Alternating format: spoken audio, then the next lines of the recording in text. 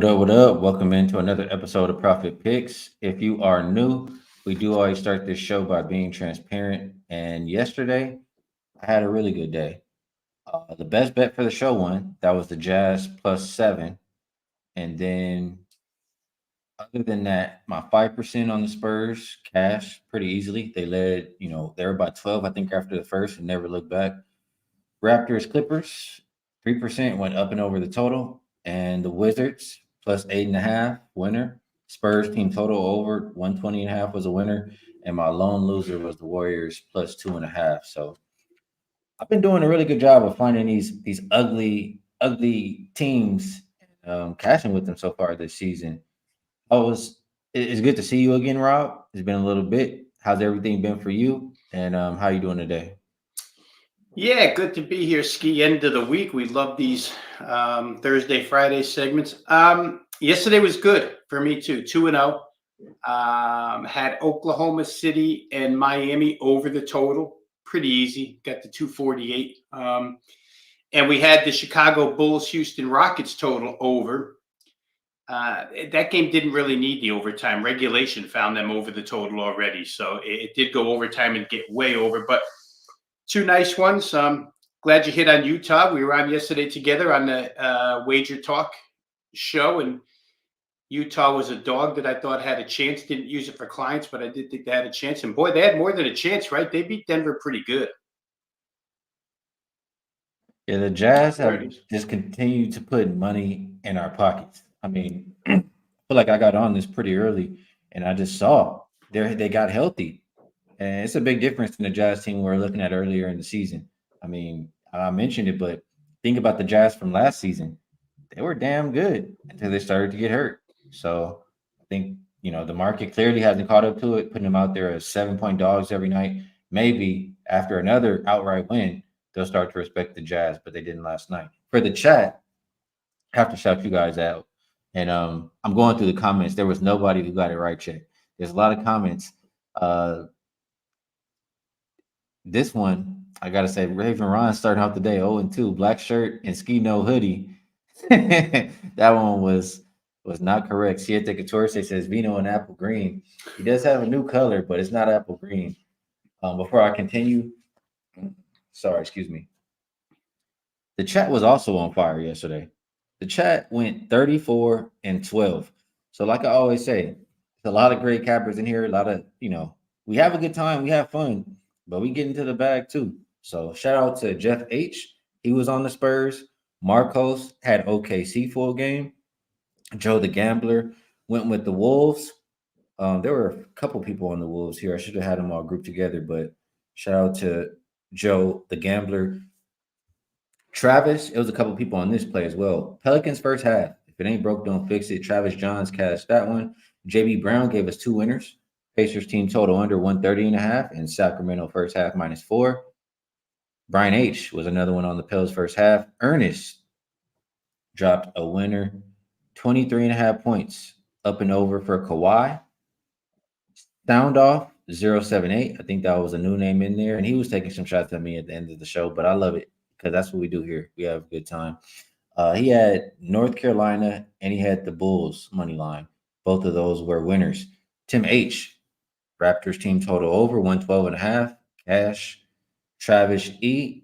Travis E was another one who bet the Wolves full game. That was a winner in overtime. Swag shot. He went with a couple of dogs that I went with. Wizards +8.5, Jazz +7. Straight to the bank with both of those.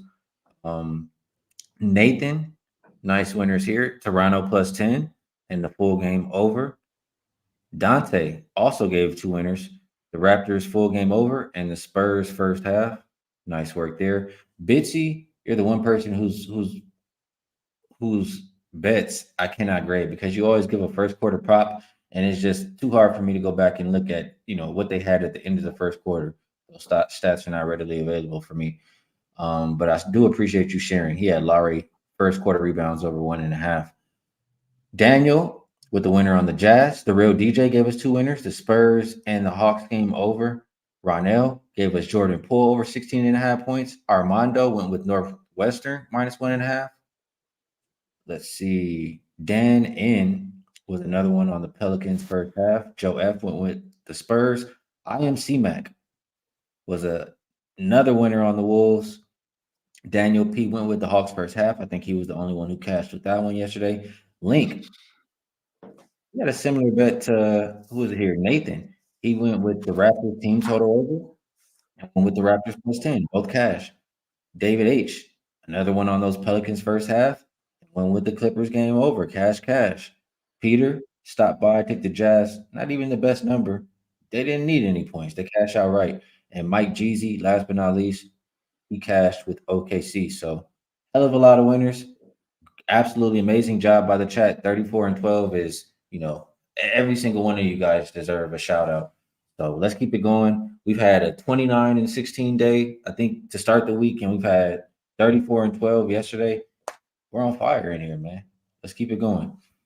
Let's take a look at a couple more comments before we do get started here.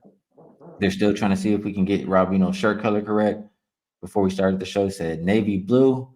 Nope. Raven Ron giving some credit for those Jazz plus 6.5. Sean Evans says black. Nah, not black. Prolific says royal blue for the Knicks today. Nah. There's a lot of guesses. KC, this was a good bet if you made that. He's going to be over 5 minutes late today. Prolific says ski on time plus 500. My man getting hydrated. Bryce Miller went with light blue for Veno. Sorry, but that one was no good. JT says Jazz are cash money right now.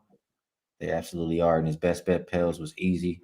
Nice work. KC, I appreciate you in there reminding everybody to hit the like button while you're waiting. Just hit it when you come in here. It's not that hard. Let's see. I don't think anybody's gonna get it here, Rob. I don't think anybody's gonna get it. I want to see. We started at 10:39 or 10:40. So if we get to 10:40, I'm already at 10:37 here in the comments. I think people stopped guessing. They thought they already had the winner. So no winner on the shirt. I will skip past a couple of these comments just because we do have a game really early, and BC is telling us that it cashed. He had 2 rebounds in the first quarter. So 35 and 12 for yesterday in the chat. That's strong. All right, let's get to it, Mr. Veno. We got a game starting in about 20 minutes, I believe. This is out in Paris, if I'm not mistaken. And that is Brooklyn Nets heading into Cleveland to take on the Cavaliers. This game opened Cavs minus 2.5, all the way up as high as minus 4. Total open 227, and big drop down as low as 221. Injury report, and I will hit the refresh button here. Darius Garland, Ty Jerome, Evan Mobley all remain out for this Cleveland team. For the Nets, looks like Sharp and Ben Simmons both are going to be out here. So my first thought, Rob, was these international games usually are lower scoring. I know the one last year for the Hawks did get up and over, but usually they are lower scoring. And in Paris specifically, they're 2-0 to the under. Usually when these two teams meet, it's been more of an over game. 4 of the last 5 games. I don't really trust a whole lot of what Brooklyn's been doing, whether it's offensively or defensively. I can understand why the line is being steamed toward the Cavs. Brooklyn's covered 1 game out of their last 8. I lean towards the Cavs here, Rob. And if I had to play the total, my thought is just different time zone. The body clock's a little different right now. And just a lot of things different than the normal game for them. So I always lean towards under in these international games. So Cavs and under, how do you feel about it? Yeah, I could pretty much echo everything you just said, Ski. I mean, you have to look, and I don't think we get enough of a sample size of these European games to know for sure, which always leaves me in a little bit of a quandary here, which way to go. But from what we have seen, and you just mentioned it, under would be the way to look. Obviously, the money hit it and hit it hard. 227 opener all the way down to 221. I don't know if there's still value left in under 221, the way the Nets have been giving up points, over 120 in 8 of their last 14, 3 and 11 straight up in their last 14. Nets have just been horrible for a while now, where Cleveland's kind of turned the corner. A couple of quotes out of their coach, J.B. Bickerstaff, indicates that he thinks the team is now beyond the injury problems and playing some of their best ball. Look at the results. They haven't been against great teams, but they're still coming through as of late. I think 4-2 against the spread. So very slight look towards Cleveland. Ski, I can understand the line movement up 2.5 to, we check right now because now the line's hopping a little bit because the game time is tip-off is getting close, 3.5s and 4s. I'd be willing to lay 3.5 or a 4 with Cleveland, but it's not something you want to really go strong with, at least not in my case, because you just don't know how these guys are going to react to, as you said, the travel and the surroundings and the gym. And there's so many variables here that it kept me off the game. But if I had to play, I would look Cleveland. All right, so we agree as far as the side is concerned. The chat, a little bit of a disagreement. A lot of people in here liking the Nets. Saturated did give us Allen over 11.5 rebounds. He says revenge for Jared Allen up against his old team. And Brian H. even saying he took the Nets. So a lot of people, nobody's really liking the Cavs tonight. Just us here, Rob. I don't think I'll be getting to the window, but that's how people are thinking. Manny's asking, can we talk NFL playoffs? I was thinking we'd probably talk it tomorrow. I mean, I'll be with Rob again tomorrow. What do you think, Rob?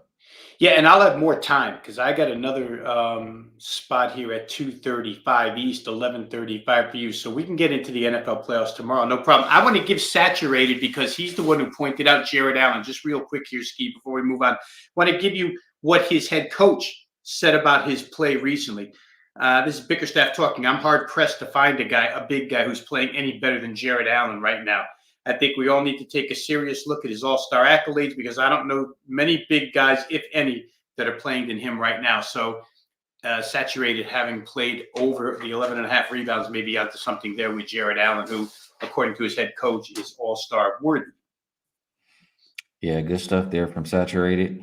And a nice quote from you there. Bryce Miller saying first half under maybe. Here comes JT saying the Cavs. Realist TV likes the Nets though. Tim H. Okay, some Cavs loves is coming in. People asking about the first half under. I would kind of think that in these games, is the first half is going to be like they're still sleepwalking or just not accustomed to it. Would you prefer a first half and compare it to a full game on the total, or does it not really, not really looking at it at all? Yeah, I would probably prefer under in the first half rather than full game because it probably takes a little time to adjust to the surroundings, right? It is a big time change. I think Paris is 5 hours, right? If I'm not mistaken, it's a 5-hour time difference. So for them, it's 7 o'clock at night, which is usually when you tip here in the US if you're on the East Coast. But I would probably prefer under first half, thinking that it takes time to get used to everything, surroundings, rims, all that stuff. All right, so we're on the same page there. We'll move over. Don't think I'll be getting involved in the next 15 minutes, but I will check it out in between shows and see what they're looking like. Next game, interesting game. 571, 572. Boston versus Milwaukee. Boston heading into Milwaukee on a back-to-back here. Opened up Bucks minus 6.5, down all the way to 2.5. Total open 239.5. And right now we're looking at consensus of 244.5. So a lot of love for the over, a lot of love for the Celtics. Looking at the injury report, Al Horford is listed out. And outside of that, it looks like everybody else is going to play. Porzingis did have the night off yesterday, so he's fresh compared to everybody else who had to play a little bit of overtime. For the Bucks, Cameron Payne is game time, but likely, and they'll be without Jay Crowder. So this Boston team, like I mentioned, is off of an overtime game last night. It's their third game in 4 nights. So spot-wise, it absolutely does favor Milwaukee. 2 days rest compared to none. Milwaukee 7-12 as a home favorite though, and they haven't covered any of their last 5 games. The one good thing is versus competition, I have them listed as 8-4 ATS. Boston only has been a road dog once so far this season. They did cover. They played 6 games without rest. They're 4-2 ATS and 4-2 to the over. And this is a team that has also gone over 9 of their last 12 games. if I look at how both teams have been playing lately, last 5 game stats, both top 10 in pace and season long, both top 10 3-point shooting teams. This is a tough game for me to handicap, Rob, just because of the schedule that Boston has had to deal with. Um, but them getting that, I mean, I feel like they put a lot into that game to get that win yesterday. I really do. But at the same time, as much as an advantage it is rest wise for Milwaukee, I don't trust them. I don't trust them minus anything, especially versus a Boston team. So I was at the point where I was talking to somebody at the casino about this last night, and they're like, "Oh, I can't wait till it opens. I'm betting the Bucks. I'm betting the Bucks." I'm like, I get the spot, but I'm not so clear. I said, "What's the number?" He said, "I don't know yet, but I'm betting the Bucks." I saw 6.5, and I was like, "I want nothing to do with that." Now down to 2.5, I still want nothing to do with that. So I guess that means I lean towards the Celtics here, Rob. And if I have to play the total, it would be the over. How do you feel about it. I'm with you. If there's one thing I've done right this year in the NBA, sitting at number 3 overall at Wagertalk at NBA this season. So it's been a good season. But the one thing I've done right is I've been able to decipher these quotes when they're real and when they're bullshit. And we talked yesterday about the Golden State game. And I know I said, I want no part of that team anymore. I'm so sick of Steph Curry and Steve Kerr 6 weeks quotes. Yeah, I wish I would have listened. And I'm going to tell you what, I'm sick of the Bucks too. I mean, I can't play Giannis again. How many times are we going to hear from Giannis about how bad they play defense? Here he goes. This is off of the other night after they gave up 23 pointers to the Jazz. He says, "That's a lot of threes, man. I'm not going to lie. We got to do a better job of defending the three. But at the end of the day, if you don't defend the three, you don't defend the drive, you don't get rebounds, we just got to find our identity." These teams that are supposed to be good, that are searching for identities in January, I don't want them. And you're absolutely right. You can't play Boston because the spot is horrendous. It's just horrendous. It's a lot of work in a short period of time, 3 and 4 days, as you mentioned. And this drop to 2.5, I didn't see their official injury report listed yet, but it makes me believe somebody's sitting after last night. I don't know who.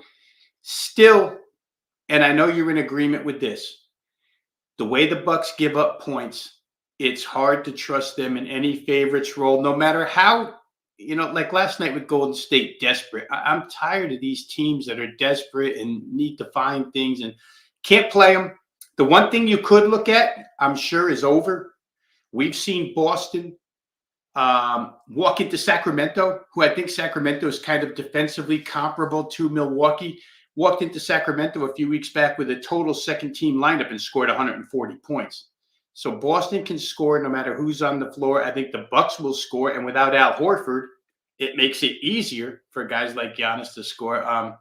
If I'm going to play Ski, I think it would be total, and I'd play over. But I know you started this campaign early. Hell no with the Bucks, and I'm there. I mean, I just can't. These teams that are still searching, I want no part of these every night with a quote about how they need to be better and can't find identities. It's tiring, very tiring.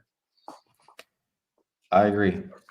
Tired of hearing it, and I wasn't buying these Bucks from the beginning of the season. I'm definitely not buying them right now. Looking at this is the spot that we're looking at here, shared by Itachi. Says going back to 2017, rested home favorites facing an unrested team off an overtime win are 17-2 against the spread. That's the little Buck spot. Can you trust him? Not for my money. Not for my money. I wouldn't recommend anybody taking the Bucks today. I just can't. What are you gonna say, Rob? It's crazy, right? I mean, we do this for a living, and this is supposed to be an automatic. We're not even supposed to have to think about this. Knee jerk, mechanical, whatever you want to call it, supposed to be at the window with the Bucks right now, 2.5. And the fact that we can't get there says a lot about the way they're playing right now. It's just terrible. Yep, absolutely. I agree. I'm perfectly fine just sitting and watching. Even if the Bucks win at the end of the day, I'll just tip my cap and say, "All right, great game." I'm perfectly fine sitting on the sideline. Next game up, 573, 574. Looking at the Blazers. And then OKC opened up Thunder minus 13.5. We're now looking at 12.5. Total open 233. And we're looking at 235.5 as a consensus. For the injury report, Moses Brown is out. DeAndre Ayton, I'm trying to see if he's doubtful or yeah, he's doubtful. And then Jabari Walker Jr. is game time decision. I don't see anybody on there currently for OKC. So this game, I was thinking about it more and more and more, Rob. And before I get into it, I want to say I'll pat myself on the back a little bit before I get into it and just say, compared to previous years, especially, I've done a pretty good job this season picking the ugly dogs, picking the team nobody wants. I feel like I've been doing pretty good in that role. And the more I think about this game, I'm thinking this is one of those ugly dogs that I want. I get Portland hasn't looked great lately. They've only covered one of their last 5 games, but neither has OKC. I mean, we faded OKC the other day with the Wizards. We cashed. They just haven't been playing great basketball lately, and it's because they're not playing any defense. How can you expect a team to win by double digits when you're not getting any stops? It's just that simple for me. They're not playing any defense. They're not doing a good job rebounding the basketball. Yeah, they're at home, but that's not enough for me. OKC in the beginning of the season was playing a lot, or before January, OKC was playing a lot better defense than what we're looking at right now. They were even talking about playing defense before all this Josh Giddey stuff started popping up. I remember the quotes, but we're not seeing it anymore. So I could only look towards the Blazers here. This is one that I'm very close to putting in. And as far as the total, we talked about it that day on NBA tip off on Wager Talk, the same game. I like the Wizards, you like the total, and it was correlated. OKC's not playing any defense, but they can probably score. Yeah, I have a feeling that's how you're looking at this game again, Rob. Yeah, it just seems easy at this point in time, right? As long as it's not in the 245 range with Oklahoma City, I think you have to play over the number here. Especially it's a back-to-back spot for them, right? They fly from Miami last night back home. But again, we've talked about OKC on back-to-backs with the amount of depth they have, with the amount of ability to go up tempo that they have. But here's what I mean, and I rattled off these numbers yesterday on Wager Talk NBA tip off. First off, let me just start by saying Oklahoma City has gone over this number, 235.5, in 9 of their last 11. But I don't know that I've seen these numbers, Ski, honestly. And I've been handicapping NBA for a long, long time. This team has now played 9 consecutive games where they shot 50.5% or better from the field. It's unheard of. 9 straight games. It's like they never slump shooting the basketball. In that 9-game span, 7 times they've shot 42% or better from 3. They're killing it from 3. They're killing it from everywhere, really. And their point totals, as you mentioned, it seems to me, and I believe I said this yesterday, but it seems to me like they just understand we can outscore people. And it doesn't matter. If the other side gets to 125, who cares? We can get to 126. Portland has the ability to score, especially against a team that's on back-to-backs and probably won't care enough about defense here in this game. So to me, there's a lot to put together here. But just to add up the sum of all the parts here, Oklahoma City's offense is absolutely on a raging tear like I've never seen before. They aren't playing a lot of defense. Their schedule leads them to be somewhat fatigued, you would think, and I think that always shows up on the defensive end. And Portland is off of a really bad offensive performance. They only scored 84. I'm kind of a believer in bounce backs in almost all situations. So I think Portland probably finds their way to at least 110 here, maybe more. If they do so, because Oklahoma City's been giving up more than 110, this should be an easy over 235.5. So that's the way I went. That's the way I played. It is one of the games I played today. OKC Portland over the number.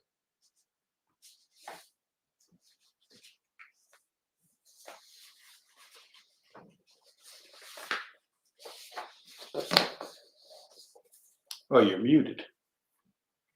Oh, my bad. My bad. Damn, I did that again. I did that yesterday. But yeah, the people in the chat agree with you. They're liking the over as well. And that's the only way I could see the total going. Boofer says strike one. Hey, let me just bring this up really quick. I was looking at something while you were talking. That's why I was probably distracted and muted. Let me just take this up and talk about it with you for a second.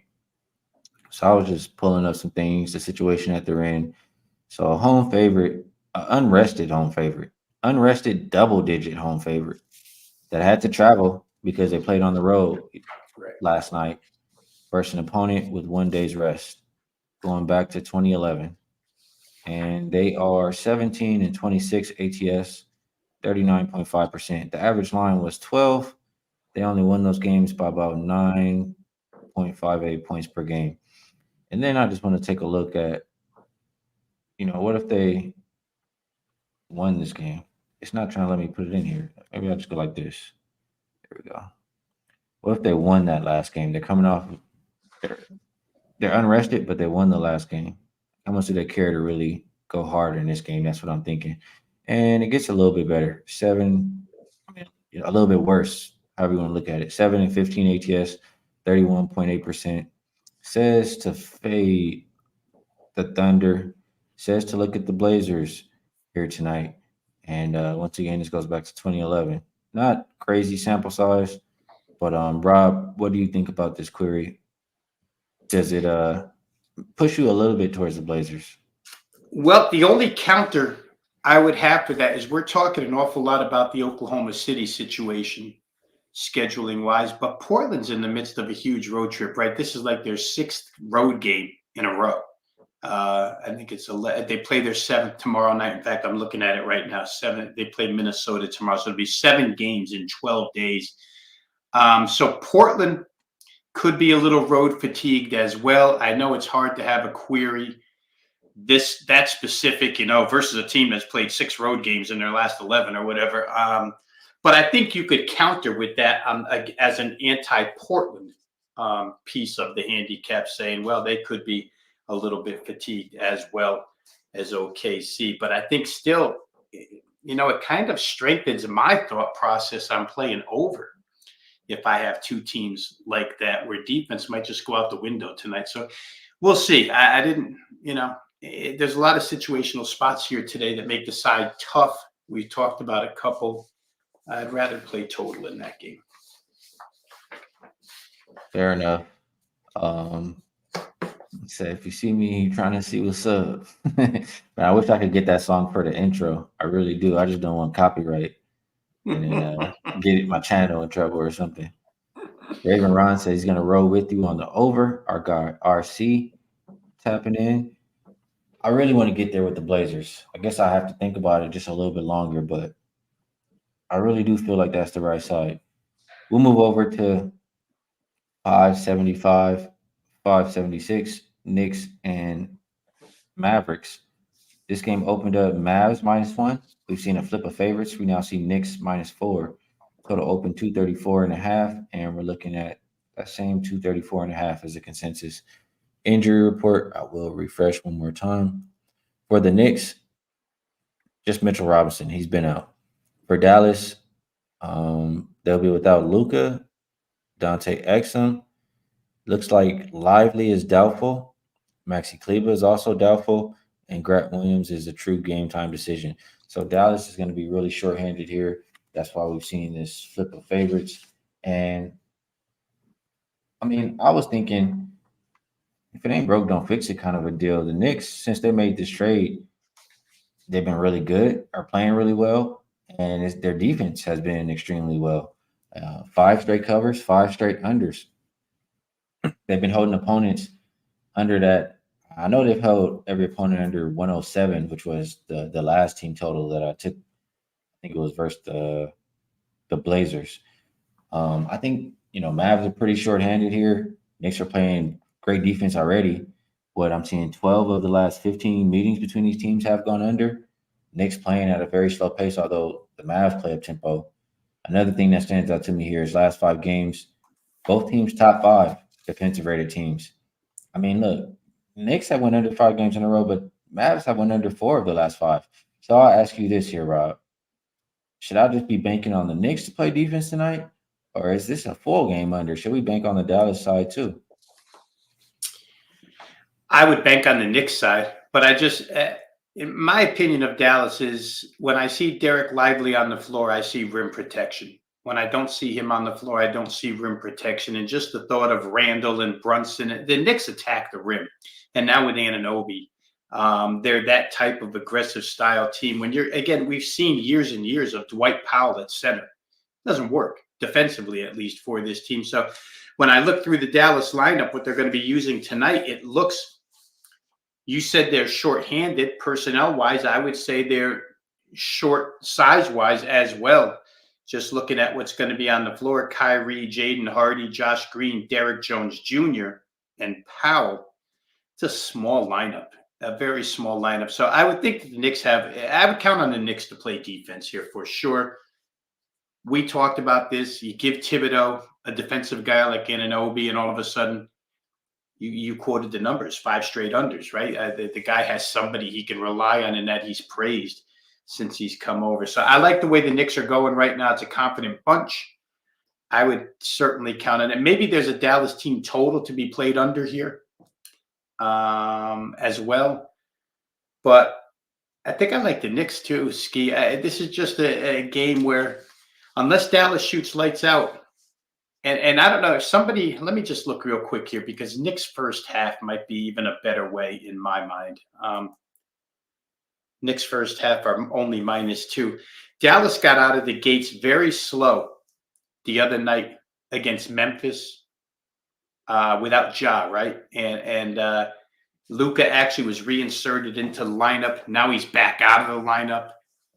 I think Dallas might start slow. Knicks first half to me -2. And the more I think about this, might be the best way for me to play it.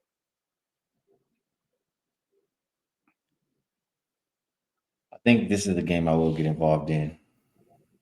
And I see RC in the chat. He says Mavs defense is better without Luca. They have been playing good defense anyway in general, but what they have Dwight Powell there. I hear your point too about the rim protection. I don't know. I feel more strong about the Knicks. Like that's the reason why I really want to bet it. Though I'm even looking at this under in the first place. So Mavs team total at 114.5. That seems really, really high. I would think the Knicks win the game too if I have to choose. So I don't see why I want to take the full game under. I think the Knicks team total under is the way to go. JB Brown coming with the stats. Knicks defense giving up 97.4 points last 5 games. I mean, that's who I want to bank on. I get that the Mavs might play a little bit better defense too, but this is what I want to put my money on right here. So Mavs team total under. Looks like we'll get to the window. A couple more comments before we move on. Okay, watch this. Likes the Knicks first half. Matt Porter going a little earlier. He likes the first quarter, mentioning that they're 17-5 against the spread on the road this year. They lost outright in the first quarter in all the games. All he says the Mavs have lost outright in the first quarter in all the games Luka has missed this year, except against the Blazers. So Knicks first quarter -1 is his play. Nice work there, Mr. Matt Porter. Lit picks going with Brunson over. And we'll move on over to the next game. Last game up for today. That is 577, 578. Suns at the Lakers. Opened up Lakers -1.5. They're now +1. Total opened up 237, and we're looking at 238. For the Phoenix, Damian Lee is out. For the Lakers, Vincent remains out. Rui is doubtful again. Reddish, LeBron, and AD are all game time decision. AD is probable though. I'm pretty sure all of them are going to play. Um, this game here, Rob, both teams have been trash. Really, I mean, Suns have covered 4 of their last 20 games. Lakers are 1-4 ATS their last 5. I mean, this is looking like the battle of the current bums right now. So it's hard for me. I never want the Lakers laying points. I always say that, but now they're not even laying points anymore. They're small dogs. They will probably be laying once Anthony Davis and LeBron are rolled in, though. They're at home. They're only 6-9. I mean, they don't have to win by margin. 6-9 is a home favorite. I don't know what to do with this game, Rob. I guess if I have to play it, I would expect points. Um, in my mind, whenever I have full, big three for Phoenix, I'm expecting it to be more of an offensive game. So lean over, I guess lean Lakers, but not putting my money on the side. Absolutely. What do you think about this one? Yeah, and it's been a relatively close series, right? They played 3 times already, and the games were won by 3, 3, and 5, all by the Lakers. 3 points, 3 points, 5 points, and I don't believe that any of those games had Phoenix's big three involved. Somebody check me on that if I'm wrong, but I don't think that they had all 3 pieces in any of those 3 games that they lost very closely. So maybe they could get over that hump here. I'm not sure. It's hard to trust Phoenix, a team that's 3-11 ATS over their last 14 games. And I think I saw a quote yesterday where Kevin Durant said, "I don't want to get traded again." What are we talking about here? Now we're talking about Kevin Durant being traded, unless he's just saying that out of frustration. But it's another one of those teams, and I'd almost give Phoenix somewhat benefit of the doubt because they haven't had everybody all season long. But it's another one of those teams with an awful lot of post-game quotes that haven't resulted in any wins, although they did turn it up for a little bit straight up wise. All you have to do is win straight up here. It's very hard for me to ski. I think for those who are playing player props, Anthony Davis seems to be a guy who's going crazy lately. So I've just disassociated myself with player props this year, so I don't know the number. But AD's been playing real well as of late. The head coach Darvin Ham said good things about him in a couple of quotes I read. Tough game. I'm with you there. I would like to say I could play Phoenix, thinking that with all 3 guys, they can get the 4 points needed to win a game against this team. But maybe total is the better way to go. The Lakers, I don't know, defensively, they haven't been great. Phoenix, certainly, I don't ever think is going to be great on defense. So those are just kind of weak, very weak opinions, Ski. They're not, no conviction in my voice, as you could tell, either way, side or total. All good. We don't have to bet every game. That Paris game did tip off. Ninja says it looks so terrible. Under is the right call. And then just saying, is there an under trend for the Paris game? These dudes bricking all over the place. I don't know how to query international games, but we talked about it before the show. And I did say those international games do usually go under. So wish at this point I would have taken it. What, 5 minutes in, the score is 10-4. So if you have an under ticket, you're looking pretty good over there. We did a great job on the NBA card for today. Now it's about that time, Mr. Veno. Mm-hmm. But before I ask you, I'll remind everybody, you guys know what to do in the chat. There are rules, and I haven't been enforcing them, but I'm starting to enforce them today. So if you want your best bet, because there's too many coming in, man. So if you want your best bet to be recorded, put best bet before you type it out there. Put the number with your best bet, and then damn, I forget the last rule. Now I might have to let them slide again. Put the number, put best bet, and then who knows? I forget. So if you've been doing it, you know what to do. Just try to make it easy for me to grade it. Is pretty much what we're doing. Oh, less than 3 bets, no more than 2 bets, because it's too many when we're doing it as a group. So with that said, Rob, it's time for me to pass it over to you, and I'll ask you: 1, is there anything you'd like to promote for today? And 2, is there maybe one thing that we've talked about or that you like a little bit more than the rest?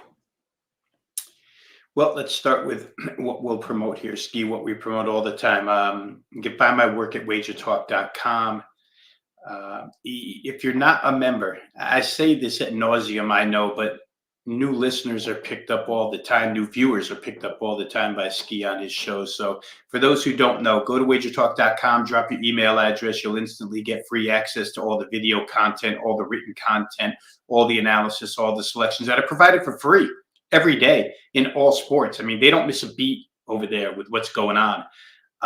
So you can get, if you like the show that Ski gives you every day, get the same type of stuff over there as well. I think probably from like 11 a.m. till 6 p.m. till 5 p.m., let's say, Eastern time. So 6 hours worth of coverage of all sports, wagertalk.com.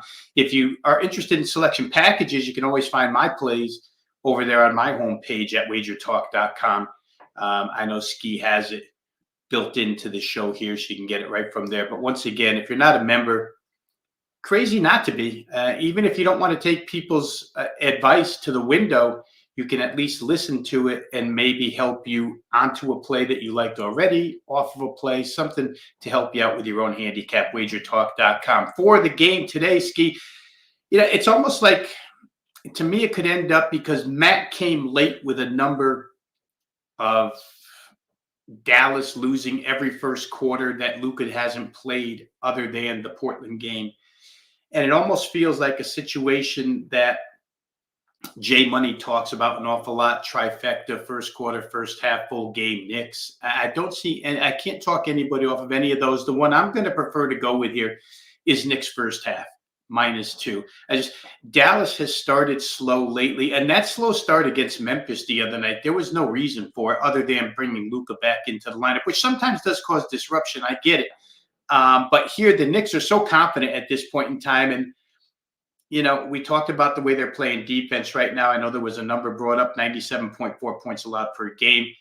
I think they get after it from the opening tip here. And I don't know that other than Kyrie, Dallas has a lot of response here. Again, I get Ronald's point.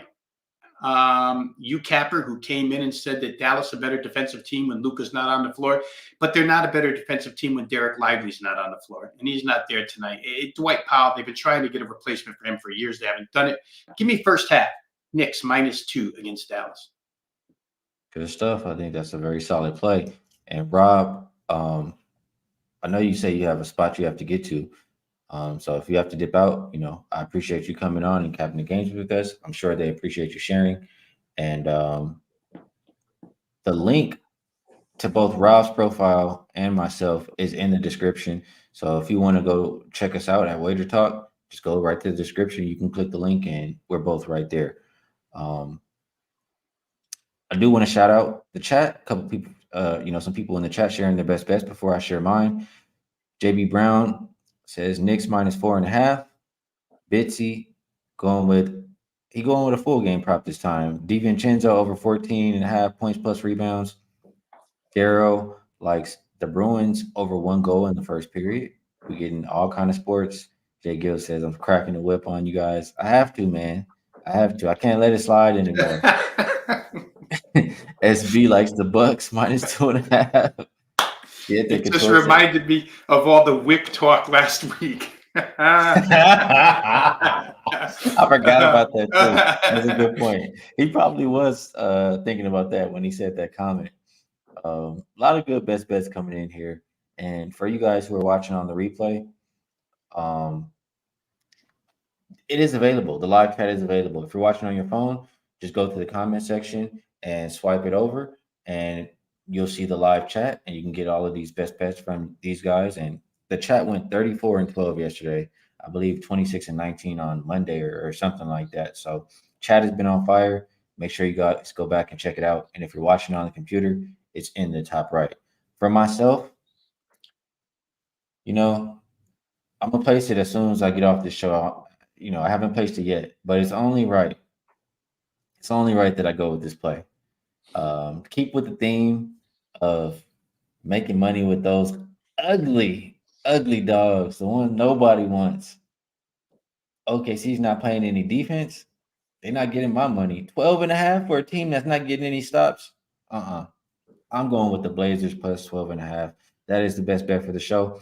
Like I always say, this is the best chat room. The show is absolutely nothing without you guys. I appreciate you guys 100%.